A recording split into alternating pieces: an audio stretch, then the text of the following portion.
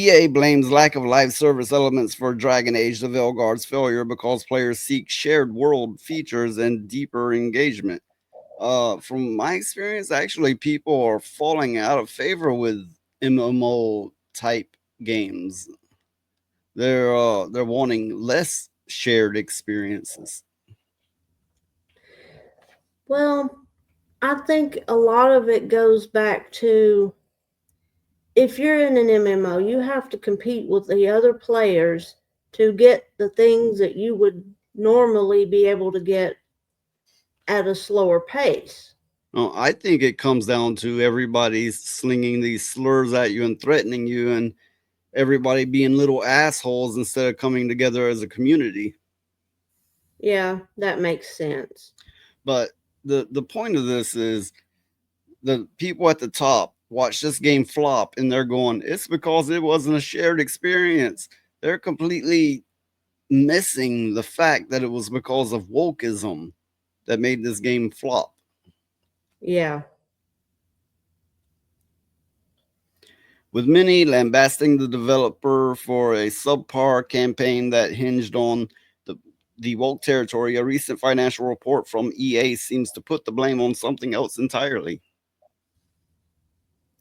With even DEI, wait, I said DEI so much.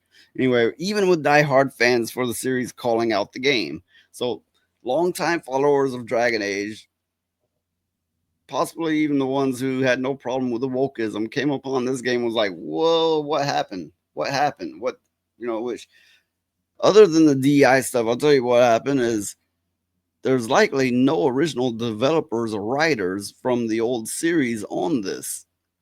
You're getting more of these woke mindset people writing and programming, and we're getting crappier stuff as a result, unfortunately. I don't know if they're being failed when they're being taught how to create this stuff or if it's just their mindset. I'm not sure where the weakness is. That's a good question. It also reminds me of when um, Guild Wars 2 got rid of most of their people, the original creators and teams Well, and stuff, and hired new people, and it went to Guild Wars crap. 2, their original tagline, uh, unless I'm misremembering it, was like for gamers by gamers. It was one of those kind of Yeah. companies, unless I'm just thinking of another game, but I believe that's what it was originally.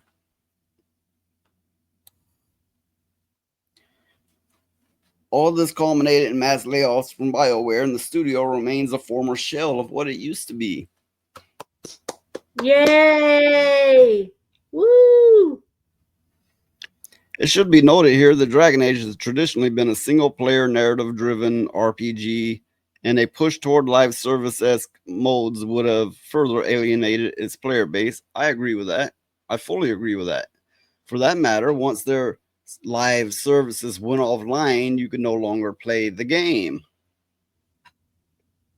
Yeah.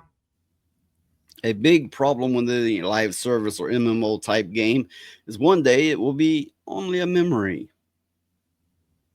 And all these online required games, like when you start it up, it has to connect to a service, they're going to vanish. It's like they never existed. It's like, did I dream that game? And I thoroughly hate it because you should be able to play if you buy a game, that should be yours, not theirs. You know, you should be able to play it for as long as you want to. Electronic Arts denial is quite frankly baffling and not a good outlook.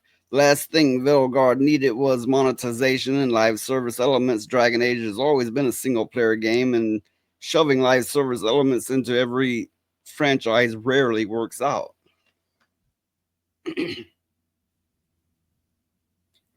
EA is out of touch with its core audience here, and this could prove to be a very fatal to, to be very fatal for the company.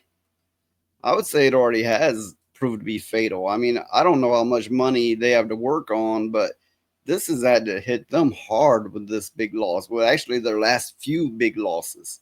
It's had to have had a gigantic impact on their company. And Yeah, I of would course, it think has so.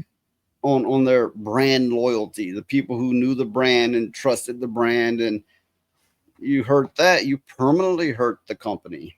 Yeah, that's what I was thinking too. I mean, it can't be good for them.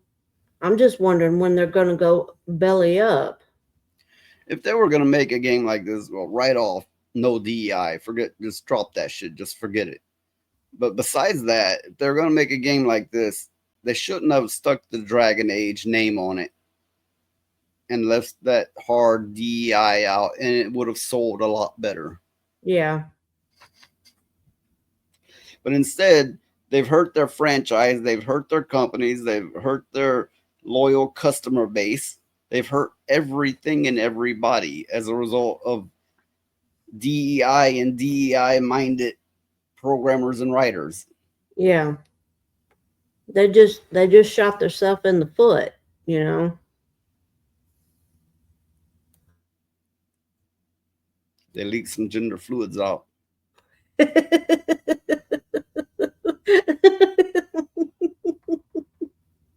Oh my God.